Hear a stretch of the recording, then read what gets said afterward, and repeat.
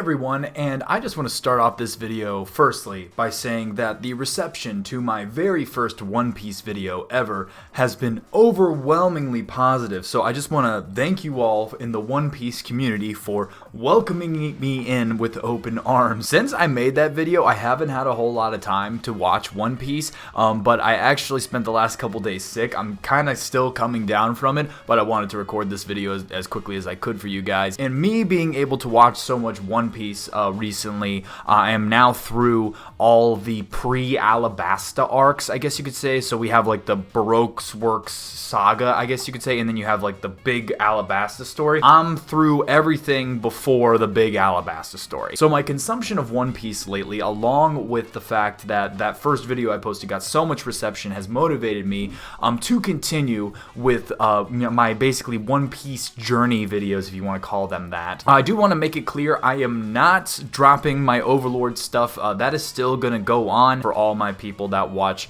all my Overlord videos. That is still going to be happening. I'm actually thinking I could like alternate, so like I can do an Overlord video, then I'll do a One Piece arc video, and then do another Overlord video. So I read through a lot of the comments on that video, and so following that advice, I kind of wanted to redo the East Blue Saga kind of talk. Since, you know, my last video I was really just talking about the live action for the most part, but I wanted to talk about the East Blue Saga and how that, you know, saga as a whole was able to hook me into One Piece. So if you guys saw my last video on One Piece, you would know that I started the anime after I saw the live action. So I really kind of went into this first, I guess, the season saga of One Piece kind of with that lens on my face. I was comparing it to the live action a lot. I have to admit, I was so confused. Like, I was just like, okay, Kobe doesn't show up like at all in the anime after like that first little bit. Garp is not in the anime at all. Garp isn't even mentioned, non-existent in the anime. The whole Don Krieg situation at Baratie, like I was like, where is this coming from? Like, what is going on? That I did have that kind of mindset going in, but I would say after the first couple arcs, I just started dropping, comparing it, because I just knew I was in for a whole nother ride. So let's start off with Romance Dawn, and I have to admit, Romance Dawn, I definitely wasn't hooked on One Piece after Romance Dawn. Romance Dawn is the setup of One Piece, and the setups are never, you know, the most exciting things, and, you know, can be boring at times. I mean, it's exposition, guys. I know it's a shonen anime, so I was expecting multi-episode fights, and I've noticed this at least a few times throughout later arcs as well. I mean, these fights drag. I mean, like, they definitely are not the fastest paced fights. The Syrup Village Arc 2 definitely wasn't the kick in the pants the series needed at this point, for me at least, because I will have to say, I think the Syrup Village arc is my least favorite arc of the East Blue Saga. Kuro is definitely the weakest villain out of all of the arcs. I mean, like, we have Buggy, and then we have Arlong, and then we have Don Krieg, and then Mihawk's introduced. Like compared to all of them, Kuro is easily the weakest villain. Like in terms of intimidation and threat level, he just wasn't really like something that stuck with me. Going through the first two arcs of East Blue, you know, I wasn't getting my socks knocked off. It kind of was what I expected from One Piece. A lot of stupidity, a lot of goofiness, a lot of jump, you know, freaking funny laughs and you know, things like that. And, you know, just hilarity and comic relief and over the top, you know, bombastic shit. You know, anyone who knows about One Piece should expect that. So I wasn't gripped. I knew I had to get through this first saga, which is what everyone had said. Like, everyone calls the East Blue Saga, you know, oh, the 100 chapters before anything cool happens. But then we moved to Baratie, and Baratie was the first arc of One Piece that really got me interested in the world, and that is due to one person in the Baratie arc. Mihawk. The introduction of Mihawk kind of changed, you know, like how I viewed the show at this point. We had multiple conflicts with the crew at this point, and while they have struggled and maybe didn't get through cleanly, they have always come out on top, no questions asked. But then we have the Baratie arc, which starts off, you know, with our normal, you know, we show up, there's some comic relief, Luffy's gonna be stupid, he's gonna eat food, you know, our normal shit. But then the stuff with Don Krieg happens, and that was already introduced interesting in the first place because Don Krieg had come from the Grand Line, which we know as our end destination for we're gonna try and get to the Grand Line. And then with Gin, you know, telling them, oh, you don't want to go to the Grand Line, that shit, you're gonna die. And then we have the whole conflict at Baratier, but Mihawk showing up really just changed the whole game for me. Mihawk basically just showed me how big the world of One Piece is going to be. Also to give us some scale for our characters in terms of the One Piece world. You know, Mihawk was, when he's fighting Zoro, he's just like, oh, you're in the East Blue.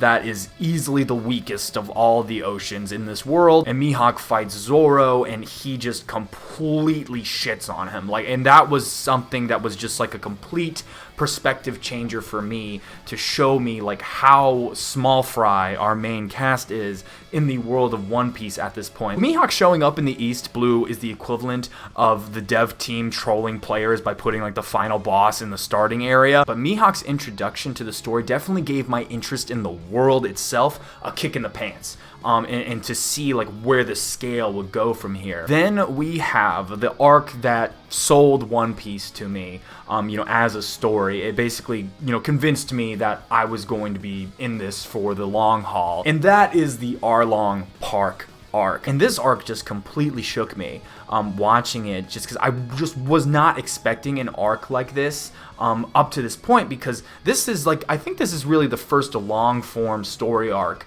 in One Piece. Also, while there have been serious moments in One Piece up to this point, the overall tone of the show has been exceedingly goofy and funny, and it's not a serious show at this point. The whole Arlong Park arc just completely flipped that on my head for me. We finally find out what's going on with Nami, and she has this deal with Arlong to pay back 100 million berries in order to free her village from, being controlled by the Arlong pirates. And she's had this goal the whole time, and this is why she's joined up with the Straw Hats, but she's conflicted about it. And then we also meet her sister, and then we also meet everyone else in Cocoa Village, and then we get Nami's backstory, which was just gut-wrenching. I mean, Sanji's backstory was pretty insane too. Seeing someone in One Piece get shot in the face point blank, that just was a totally, I was not expecting that kind of shit in One Piece, at all. I honestly think the mostly goofy tone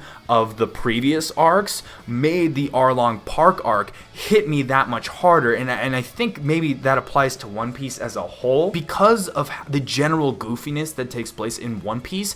When the tone gets serious, it makes you notice and remember those moments all the more. And then we have, Nami fake stabbing Usopp, and, her alleged betrayal and everything like that. And just the dynamic with the crew was so harsh at this point. And then, of course, we have, in my opinion, up to this point, the best scene in the show, where Arlong tricks Nami and, gives away her treasure to the Marines. And then she confronts him, and he laughs in her face and tells her, oh, you just gotta do it again, And what's funny is that I know in One Piece that a running gag is that the villains have kind of goofy laughs. There's the scene where Nami's just sitting there in the road, and you hear Arlong's shah, which is a super goofy sounding laugh, but the scene is so fucking serious. I didn't even think it was funny. I was genuinely just holy shit, he is doing some fucked up shit, psychologically destroying this girl. And then she just starts stabbing herself, and I was just I cannot believe this is happening in One Piece. It was just a complete tonal shift for me. And then we have that moment, of course, where Luffy stops her, and she says, you don't know anything. He's like, yeah, I don't. And then she just says, help me. And when Luffy put his hat on her, I literally felt that in my chest. I couldn't believe it. And then he screams of course I will, and then gets the troops ready to go, and he decks Arlong in the face. That was such a powerful build-up to the final fight of the arc, which of course is the Arlong Pirates versus the Straw Hats. And I just feel at this point in the story, we hadn't had such an emotional turmoil. This whole arc of the show just had a completely way more mature vibe and way less goofy than all the other arcs preceding it. Even Luffy being his usual dumbass self, which is his character, he even knew hey, I'm gonna take this shit seriously. honestly. And when he's acting like that, I just completely was just like, whoa, you know, like I got a different vibe. Like when Luffy had that look on his face, like he's not smiling, he doesn't have that grin, that stupid guggle or whatever. He is dead ass serious about whooping this guy's ass. I was just like, holy shit, I didn't know One Piece had it in it to do things like that. Honestly, I do think the confrontation with the Arlong Parks was dragged out. It was a little bit longer than it needed to be. I did like the individual fights amongst the Straw Hats and the Arlong Pirates. Zoro fighting Hachi, which I kind of like because, you know, we see Zoro's injured at this point. He's only got the one sword, but he still overcomes it. Apparently, this is of course where we experience the what I've heard is a running thing in One Piece, unfortunately, where a fight between Luffy and the villain starts, and then they like nerf Luffy, or like they throw him somewhere, or he gets sealed or stuck between a rock and a hard place, and then he's out of the fight for a while because Luffy would just kick everyone's ass if he was there, so we have to like remove him from the situation. And another thing I heard some people complain about in this like kind of fight section of the arc is that Nami doesn't participate in the fighting at all. I feel like this entire arc, in terms of Nami's character development, was getting her and her learning to rely on other people. Her entire focus at this point has been getting the 100 million berry by herself. She even like lied to the villagers, even though they knew that she was, you know, doing this for them. She lied to them to pretend like she was getting this money for Arlong, when in fact she was helping out the village, and she's just been shouldering all this burden by herself.